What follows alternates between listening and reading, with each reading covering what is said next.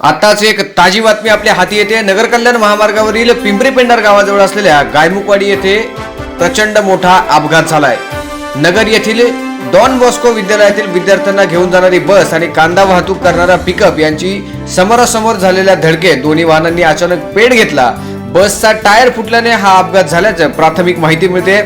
बसमधील 47 विद्यार्थी हे जखमी झालेले आहेत, तर पिकअप मधील 3 जण ठार झाल्याचा प्राथमिक अंदाज सूत्रांकडून समजतोय। आताच हाती आलेल्या या बातमीनुसार गायमुखवाडी येथे झालेल्या अपघातातील सर्व विद्यार्थ्यांना आळेफाटा येथील 3 दवाखान्यांमध्ये दाखल करण्यात आलेले आहे। जिल्हा परिषदेच्या गटनेत्या आशाताई बुचके स्वतः दवाखान्यांमध्ये विद्यार्थ्यांची भेटी घेऊन त्यांचं सांत्वन करतायत, त्यांच्या पालकांशी संपर्क करण्याचा प्रयत्न करतायत। या घटनेनंतर तालुक्यातील सर्व पक्षीय कार्यकर्ते एकत्र येऊन संकटकाळी मदत करताना पाहायला मिळत आहे। तालुक्यातील एकजुटीचा दर्शन पुन्हा एकदा आपल्याला पाहायला मिळतंय। बसमध्ये अपघातग्रस्त झालेल्या विद्यार्थ्यांची परिस्थिती आता जरी व्यवस्थित असली तरी त्यांना औषधोपचार करण्यासाठी आळेफाटा येथील 3 दवाखान्यांमध्ये दाखल करण्यात आलेला आहे। शिवसेनेच्या गटनेत्या आशाताई बुचके स्वतः दवाखान्यामध्ये हजर राहून विद्यार्थ्यांच्या घरी पालकांना संपर्क करण्याचा प्रयत्न करतायत। Bureau report Vighnahar Times गायमुखवाडी।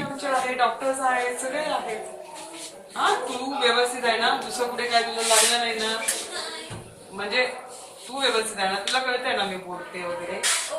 हा, घाबरू नकोस जरा। पायल, हा तू फक्त काय तिला घाबरायचं नाही, फक्त आपण पायल इथे आहे बघ, पायल आहे ना, इथे बसलेली आहे।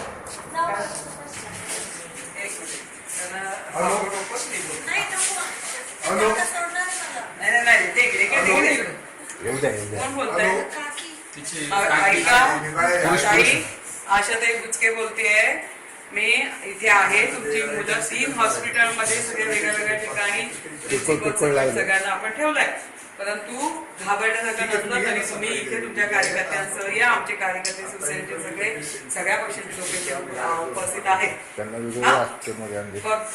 इथे 3 हॉस्पिटलमध्ये आहे। आता ही आहे कोकणे हॉस्पिटल आणि ती कोकणे हॉस्पिटल आळेफाटा यानी अंबिका ना तुमची मुलगी?